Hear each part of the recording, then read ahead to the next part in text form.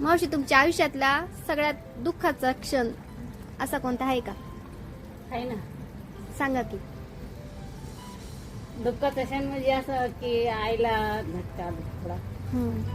तर मग नाही का झटका आला तर नाही का दोन झटक्यातून वाचवलं होतं. तिसऱ्या झटक्यात वाचलं. आई का? हा म्हणजे तुमची आई म्हणजे तुमचा आई एक आधार होता. हा आई होती, आधार होता. त्यानंतर मग काय फेस म्हणजे किती वयात गेल्या आई? आई गेले 50. हं? 50 वयात गेले. 50 वयामध्ये का? अच्छा.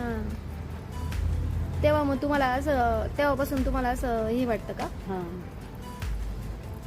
हम्म. मग तेव्हापासून नाही का सारखं कामाचा लोड आमच्यावर झाला. समजा वडिलावर, माझ्यावर. हम्म. भाऊ लहान होते, हम्म. पुन्हा बहीण लहान होती. हम्म. मग त्यांचे शिक्षण केलं आम्ही. हम्म. काय द्यायला 10वी शिकविन आणि पुन्हा नाही का लग्नच करून दिलं आम्ही त्यांचं. हम्म. म्हणजे तुम्ही लहानपणीच्या आयुष्यात मोठ्या जबाबदाऱ्या घेतल्या. हा 5वीत असतानाच बहिणीचं बी लग्न करून दिलं. एवढं लहानपणी? हा. अच्छा. मग आता नाही का बघणार कोण नव्हतं. हम्म. आणि बहिणीचं बी नाही का आईच्या मामाच्या घरी दिलं मुलाला. हम्म. मोठ्या बहिणीला मग तुमच्या एवढ्या सगळ्या संसारामध्ये तुम्हाला सगळ्यात जास्त साथ कोणी दिली? सगळ्यात जास्त साथ म्हणजे आता आईने दिली ती मला साथ. हम्म.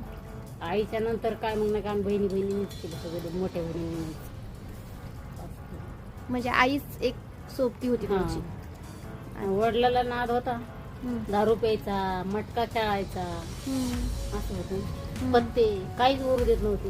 हम्म. होते 4 एकर शेती बीड गेवरायच्या तिकडे, पण ते इकून टाकली ते मावळाचे होते ते. हम्म. आणि काय पत्त्यामध्ये घातले पैसे. अच्छा. काय भाऊ आता एक जातो स्वयंपाकाचे काम करतो, हम्म. एक हॉटेलवर जातो दुसऱ्या इथं. हम्म. त्याचं बी ऍक्सिडेंट झालेलं आहे, ते करतो तसंच काम. हम्म. म्हणजे आयुष्यामध्ये अजून तुम्हाला सुख हे आलंच नाही? नाही, चुकच नाही आलं. म्हणजे तुम्ही अजून पण जिंदगीवर लढतायच आहे. हा पुन्हा इकडं बी आलं तर नवऱ्याच्या घरी बी तेच हम्म. कामच. 8 वर्ष ऊस तोडलाय कारखान्याला हम्म. आणि 3 वर्ष वीटभट्टी केली. हम्म. आता इकडं पुण्याला आलं. हम्म. मग पुण्याला आल्यापासून बरं आहे का? आणि हा बरं आहे पुण्याला आल्यापासून. अच्छा. 4 महिने परळीला काम केलं. अच्छा. वैजनाथ परळी. ठीक आहे. आयुष्याचा भार तुमच्या आयुष्यात सुख येईल अशीच आम्ही प्रार्थना करतो. हा थँक्यू. थँक्यू.